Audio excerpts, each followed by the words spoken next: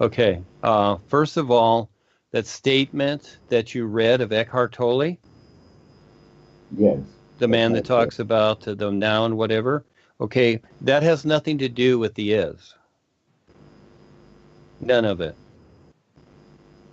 okay. Do you understand that? Yeah, getting it. But you maybe thought that it did? Sorry?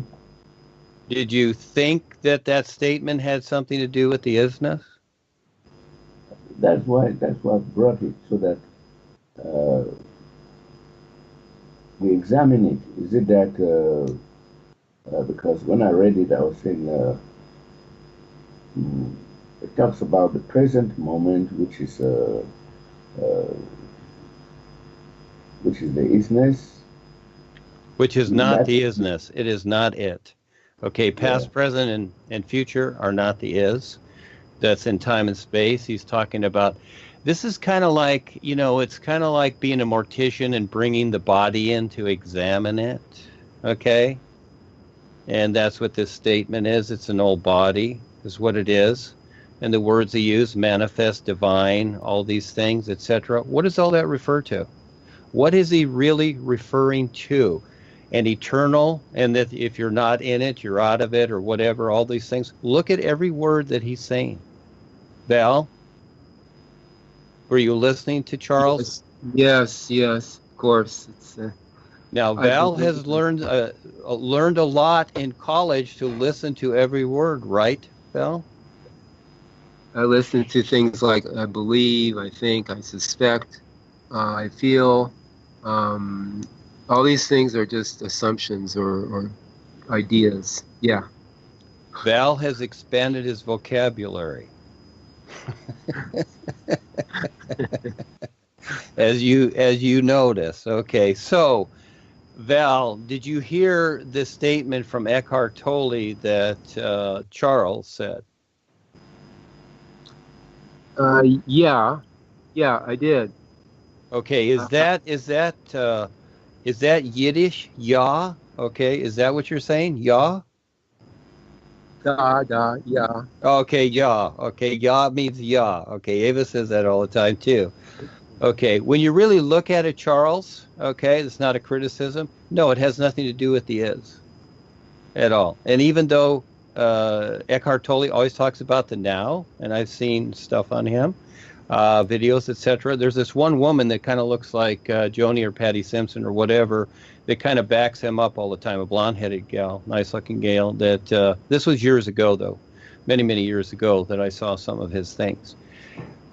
His now is not the new nowness, okay? His now is in time and space. And see, he's talking about the moment, okay? So, but look at the references that he's using. The words eternal and forever, I don't know if he used forever in that one, that that is time and space.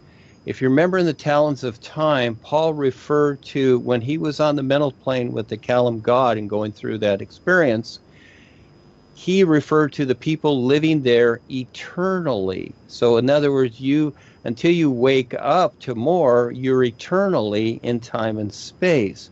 No, everything that Eckhart Tolle is referring to is creation. It's not the real now, and it has nothing to do with the isness. See, this is where you start mixing it. You see, this is what people do.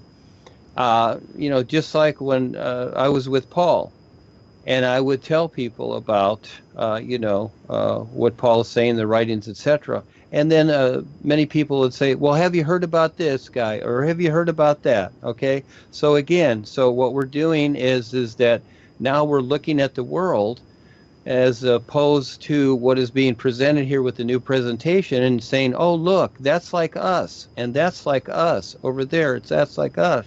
No, it's not. Not at all.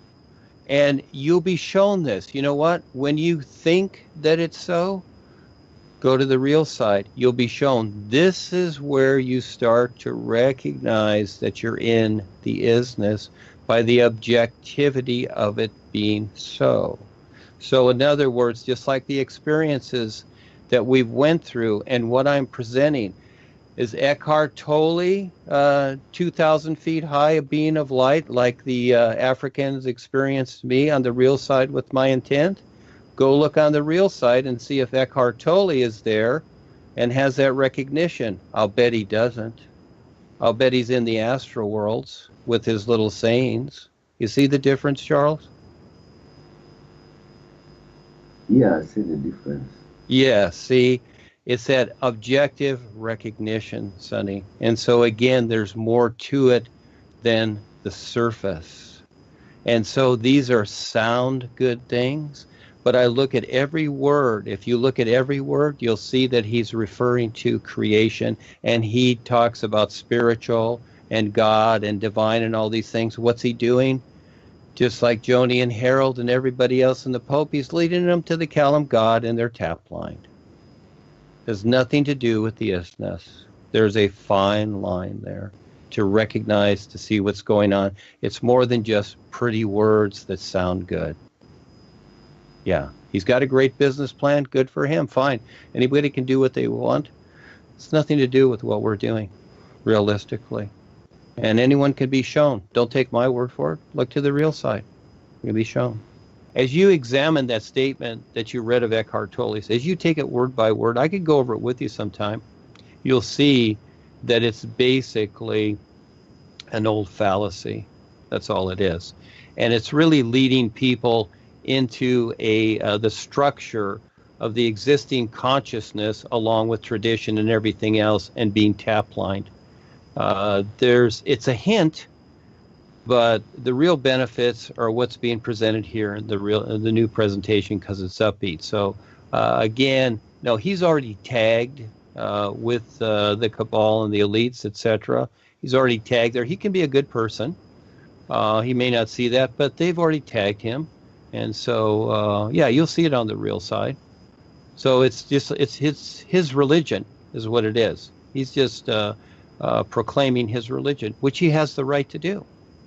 But it has nothing to do with the is and the real guys. And there might be some relationship there, but overall, no, it has nothing to do with it at all, Charles. Thank you for bringing that up, though.